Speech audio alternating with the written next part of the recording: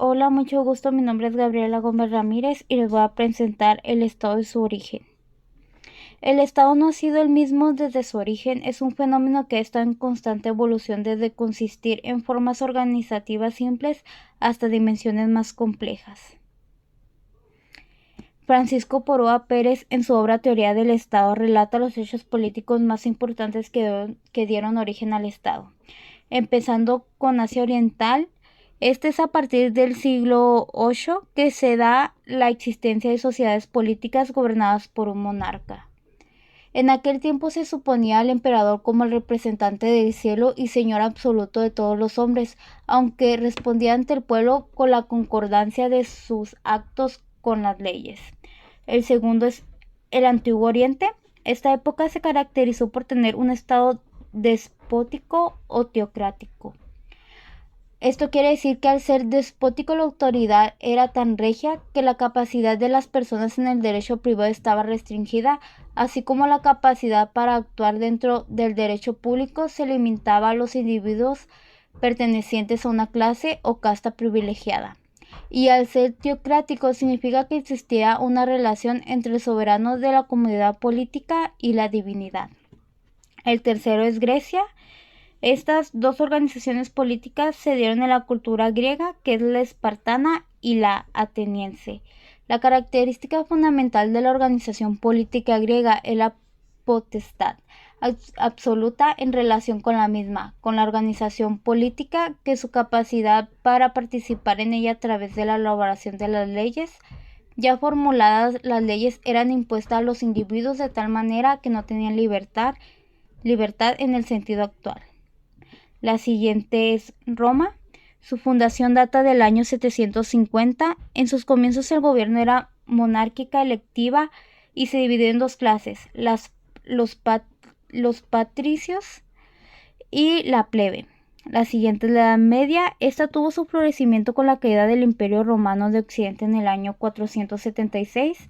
En esta época sigue influyendo las ideas del Imperio Romano recogidas por Carlomagno, aunque dentro de las comunidades políticas desaparece el monismo político. En la época feudal se acentuó el dualismo, es decir, al lado del poder del soberano existía la justicia popular. Por último tenemos al Estado moderno.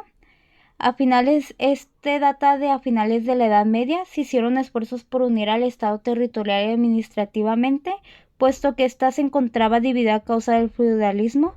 Con el Renacimiento surgió la concepción del Estado moderno, al igual que revalorizó la razón humana, la colocó como centro del universo. En este tiempo se supera el dualismo, el Estado está por encima de la Iglesia y desaparece el feudalismo. En esta época nace el absolutismo, que logró nivelar las diferencias entre las clases, y los ciudadanos llegaron a tener igualdad jurídica con sus variantes desde 1789 hasta nuestros días. El concepto del Estado. La palabra Estado etimológicamente nace de la voz latina status, la cual toma un sentido político de la unidad política moderna con Nicolás Maquiavelo, notable hombre del Estado y pensador florentino. Se puede también definir al Estado como poder, es decir, como el órgano superior, soberano e independiente por encima del cual no existe autoridad superior, o como estructura social, o sea, el pueblo. Los elementos del Estado.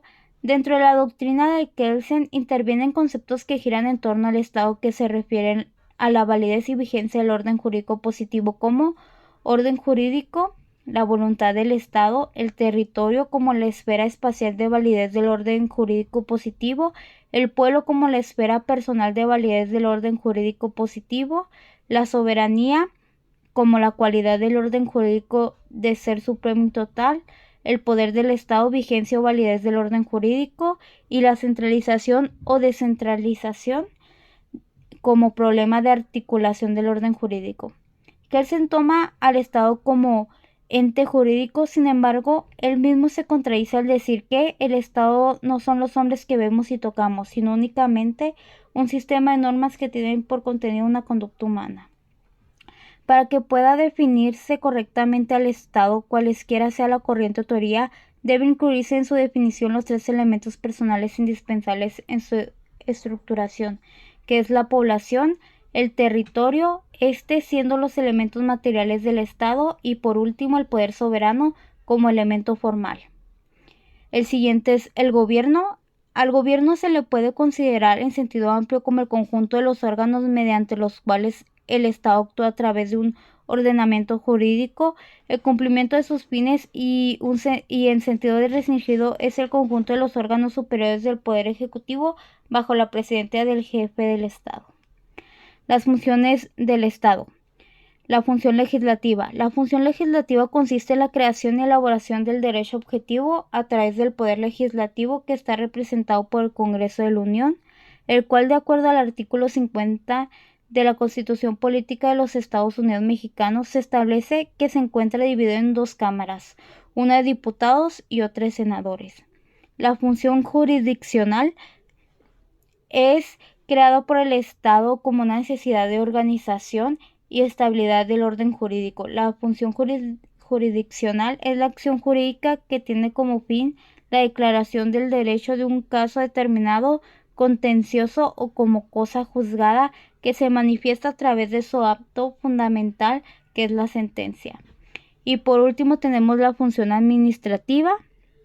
La función administrativa es la actividad que normalmente corresponde al Poder Ejecutivo, se realiza bajo el orden jurídico y limita sus efectos a los actos jurídicos concretos o particulares y a los actos materiales que tienen por finalidad la prestación de un servicio público o la realización de las demás actividades que le corresponden en su relación con otros entes públicos o con los particulares reguladas por el interés general y bajo un régimen de policía o control.